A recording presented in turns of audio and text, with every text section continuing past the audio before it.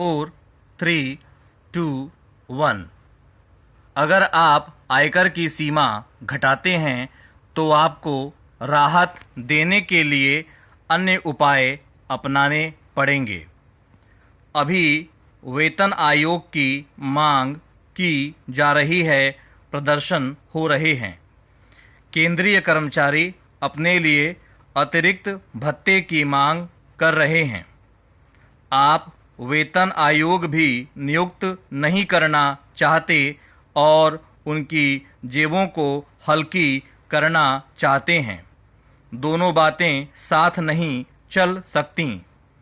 वित्त मंत्री ने कहा है कि आयकर सीमा घटा दी गई तो हम भत्ते की व्यवस्था के लिए उपाय करेंगे। जिनके बच्चे अधिक होंगे उनको भत्ता दिया जाएगा।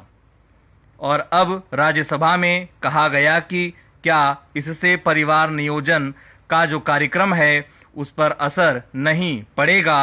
तो वित्त मंत्री ने कहा, जब हम बड़ी बातों का विचार करते हैं तो परिवार नियोजन जैसी छोटी बात पर विचार नहीं होना चाहिए।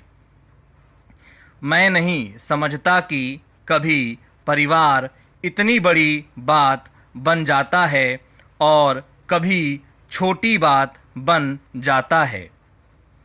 इस संबंध में हमारा दृष्टिकोण स्पष्ट होना चाहिए, किंतु मुझे खेद है कि वित्त मंत्री का भाषण परस्पर विरोधी बातों से भरा हुआ है।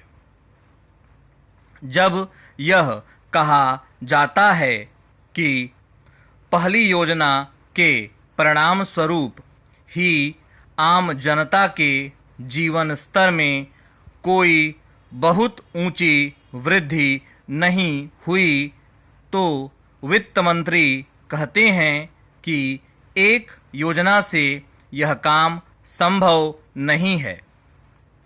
किंतु जब कहा जाता है कि आप इतना बोझा डाल रहे हैं जिसको हमारी अर्थव्यवस्था सहन नहीं कर सकती, तो यह कह दिया जाता है कि पहले आदमी की हालत देखिए।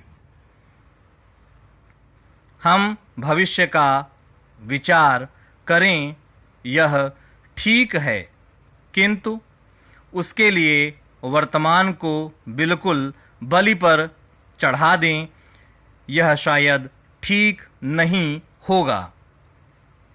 अगर भविष्य का भवन बनेगा तो वर्तमान आधार पर बनेगा। भविष्य अपनी चिंता करेगा, किंतु आप वर्तमान का विचार करिए और आज देश की जो हालत है उसको अगर आप ध्यान में रखकर चलेंगे तो मैं नहीं समझता कि आम जनता पर जो नए टैक्स लादे जा रहे हैं उनको बनाए रखने की बात गंभीरता से कही जा सकती है।